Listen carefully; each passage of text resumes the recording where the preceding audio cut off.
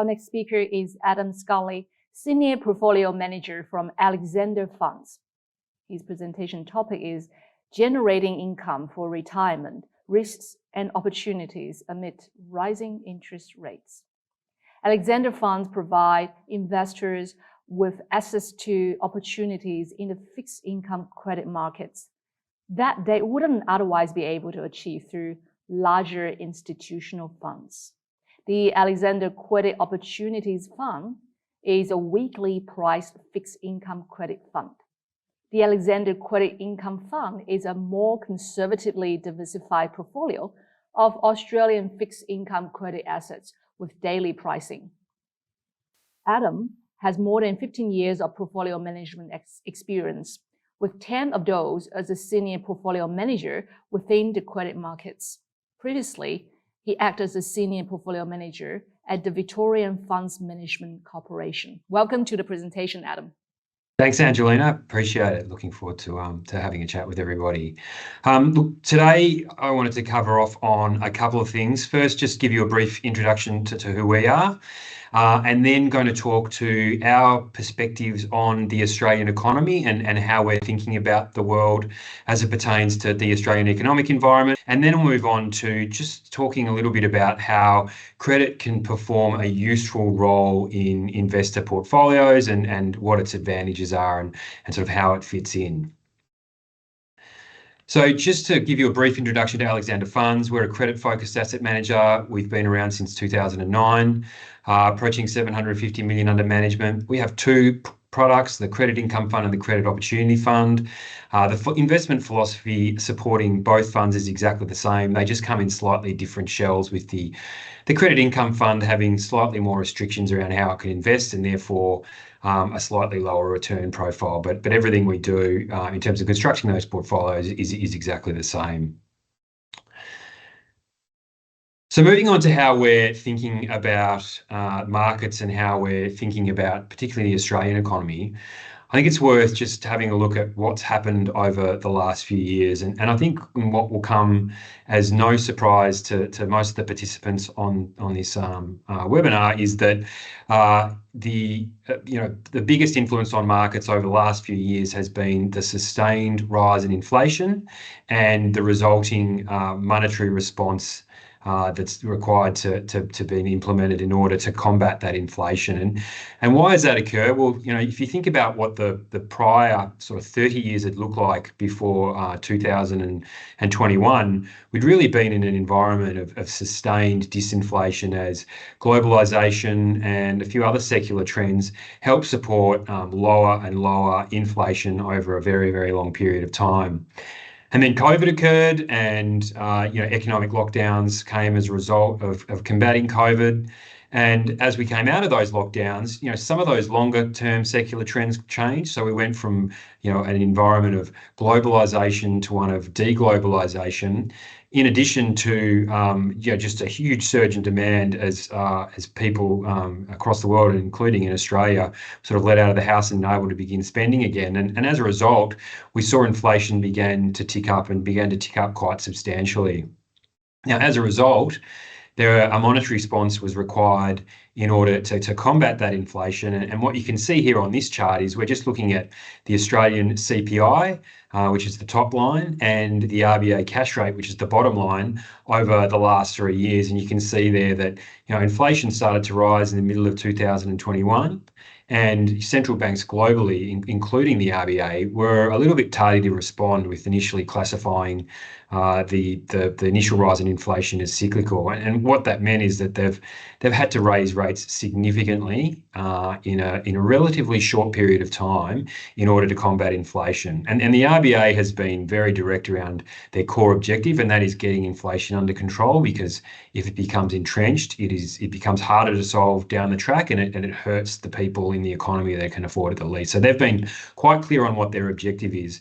And as a result, we've seen one of the most significant tightenings in interest rates for many generations. And that's important for a number of reasons, particularly within the Australian market, given the Australian mortgage market is generally a floating rate market, and Australian consumers are generally over-levered. If you think about the core trend driving that, well, Australian house prices relative to income, that ratio has grown over a 30 to 40 year period. And as a result, Australian consumers have had to borrow more and more money in order to buy more and more expensive buy more and more expensive houses. And in an environment where you have mortgages that are generally issued on floating rate, any change in interest rates flows immediately into consumer balance sheets and P&Ls. And just to put some numbers around that, all we've got here is a piece of research commissioned by the RBA last year, and they're looking at the impact to the Australian mortgage market from a 300 basis point or 3% increase in interest rates. Now, bearing in mind that we've blown through 3%, we're already at 4% with potentially more to come. But just looking at the RBA's research, when they looked at a 300 basis point rise in interest rates for 30% of mortgage holders, so roughly a third of mortgage holders, that resulted in a more than 40% increase in their monthly mortgage costs. So that is a huge amount of money that was being spent in the economy that now has to come out of it in order to be able to service a mortgage. And as I said, that's at 300 basis points, and we're actually at 400 basis points. So it's actually more acute than what this chart would suggest. However, one of the unique elements to the current cycle is that during COVID, one of the programs that the RBA launched in order to help support the economy, the Term Funding Facility, effectively provided near zero cost funding to the banks for 3 years. And the banks then used that to on-lend into the economy. And that was the nexus of the sub 2% 3-year fixed rate mortgage that most banks were offering over 2020 and 2021. Now, quite rightly and quite rationally, Australian consumers gorge themselves on this product to take advantage of mortgage rates that we're probably unlikely to ever see, certainly in this generation. And it changed the dynamic and the structure of the Australian mortgage market from one that was predominantly floating rate to one that had a large fixed rate component. However, those fixed rate loans were only for 3 years, and they've been rolling off over the course of 2023 with the biggest cohort of those loans, as you can see from this chart here, rolling off between the 1st of July this year and 31 December. And this means that the RBA has effectively been forced to make monetary policy decisions based on data that doesn't fully reflect the impact of rate rises made to date. And so for that reason, we remain really cautious on the Australian economy. Consumers proved resilient to date, but we think that some of those delays to the impact of monetary policy will make the next 6 to 12 months quite difficult. Credit can play a role in investors' portfolio. I think it's an important place to start is just thinking about, well, how do Australians actually invest? And this data is taken from a survey conducted by the ASX, and it's looking at where Australian average retail investors invest. And what you can see here is that they're heavily weighted towards Australian shares and direct property. So very, very heavily weighted towards shares and property. And there's some good reasons for that. You know, the baby boomer cohort, which is a big demographic bulge, has been focused on growing their investment portfolio ahead of retirement. There are some real tax benefits to investing in shares and property in Australia. And to be honest, it's been the sensible play. You know, it's been a strategy that's been generally really profitable for investors over multiple decades. However, as we move to an environment where generally Australian investors' priorities might be changing. The question remains: well, is that weighting towards shares and property, heavy weighting towards shares and property, still suitable?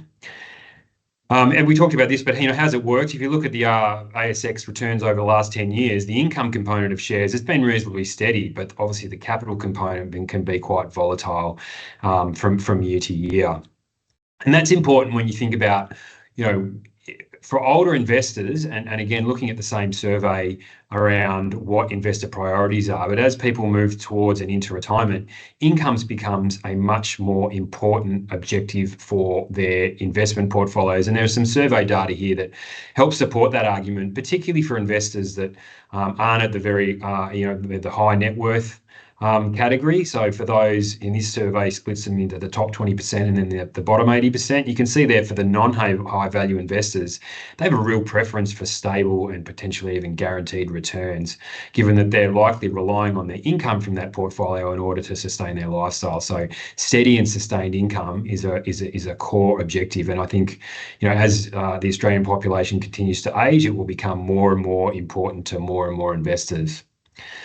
So how does credit potentially fit in with that? Well, what you can see here is this looks at the return of the Australian share market, the dark blue line, the Australian credit market, so floating rate credit, which is the yellow line, and then the brown line being the government bond index, so interest rate risk or government bonds. And you can see there that the two fixed income strategies have been a lot less volatile than shares. But if we dig underneath that and look at what that looks like in an inflationary environment, you can see that over 2022, when inflation was rising and rates were having to rise to meet that inflation, that the government bond index put in its worst year in on record. Shares were volatile as well, whereas credit was a steady performer. Yes, it wasn't completely unimpacted, but it was a steady, positive, nominal returner. And so, we're not saying that the government bond investments are bad. It's just that they perform different roles in a portfolio, and being quite granular and distinct around how you allocate to fixed income between interest rate risk and credit risk,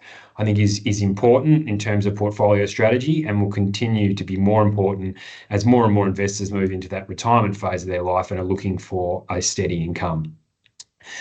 So just summarising everything we've talked about, we think that we're cautious on the outlook for the Australian economy, and we think the fixed rate mortgage cliff has delayed the impact of higher rates and the impact on consumers. We think as investors move towards retirement, portfolio strategies that have worked for them over the last 40 years will need to be different for the next phase of their life, and that credit as a steady income producer through different market environments can be a really, really useful part of that solution. Thanks, Adam. Now we have some questions for you. Great. First one being, how have the interest rate rises through 2022 and 2023 impacted the performance of Alexander Funds products? Sure, yeah, it's a good question, and I think it's worth reiterating that our funds are floating rate portfolios. So we're credit managers, so our portfolios are always floating rate and not taking direct exposure to changes in interest rates. How the change in cash rate influences our portfolio is in the running yield. So as the cash rate rises, the yield on our portfolio rises, and if the RBA gets to a point where it's cutting rate, then the yield on the portfolio will reduce as well. But there's no direct impact to the capital value of the securities in our portfolio from changes in interest rates, versus say a government bond portfolio where if interest rates are falling, then the capital value of those securities will rise, and the reverse is true for when interest rates are rising. Mm-hmm. And what are the advantages for investors in assessing different parts of the credit market, and which segments carry the most risk currently? Sure. Yeah, look, credit itself is a really broad label. It actually covers a range of disparate markets that are sort of coupled together under one title, but they can perform differently through different environments and offer different outcomes depending on what's happening in the world. And so we think having a strategy where you have a really, really broad lens across the credit universe and can tilt your focus to the part of the market that's working at any one point in time is really important, because there'll be times when there are technical forces at play that make parts of the credit space uneconomic or not good relative value. And so making sure that you're with a strategy and with a manager that can traverse a really, really broad set of the credit universe is important to making sure that you don't find yourself cornered in a part of the market that has been rendered uneconomic for reasons outside of your control. I think in terms of where we're seeing risk at the moment, I think the most risk lies in parts of the credit market where they have really taken advantage of the sort of cyclical and generational lows in interest rates that we saw post GFC, and use that to add more and more leverage into the average investment within that space. So, leverage finance is one where we think that there's potential opportunity to be an elevated level of defaults going forward, just given that you'll have companies being forced to refinance into a market where interest rates have risen substantially from where they issued the original loan. Thank you very much, Adam, for your presentation and Q&A. Great to see you. Take care. Thanks, Angelina.